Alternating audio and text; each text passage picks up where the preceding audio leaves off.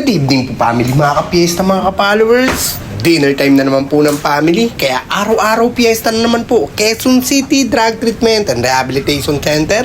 Chicken adobo naman po ang lulutuin natin para sa kanilang hapunan. Magigisa lang po ako rito ng bawang at sibuyas.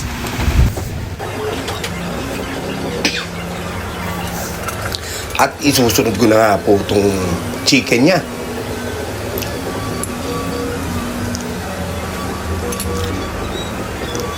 At titimplahan na po natin ng toyo yan para kapitan na po ng lasa.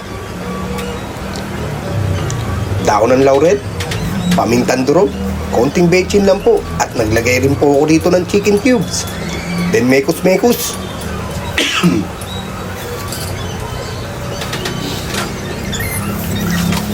Siyempre, takpan na po natin yan. At buksan na natin. Kalahin mo, bilis lang.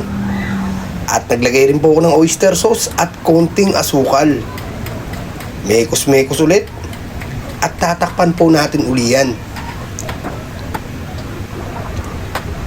Okay po, buksan po natin ulit. Mekos-mekos. At lalagyan ko na po ng suka yan. Pero wag niyo pong hahaluin. Yan ang sabi ng aking lolo. At ito po isasabaw natin. Sabawan na po natin yan. Okay po, kaya medyo masabaw yan. Marami po kasing pasyente rito. Para lahat po sila mabigyan po ng sabaw ng adobo. At ilalagay ko na nga po itong gulay nyo na patatas. At bell pepper. Mekos-mekos po.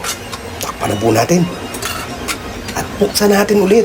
At ito na nga po yung pampalapot natin, cornstarch. Mekos-mekos po. At nagdagdag po ako rito ng konting toyo at asukal. Medyo natabangan po tayo. Konting kembot na lang po. Luto na po itong hapunan ng family. Busog-lusog na naman po tayo, family, mga ka-fiesta. At naglagay rin po ako rito ng sariwang sibuyas.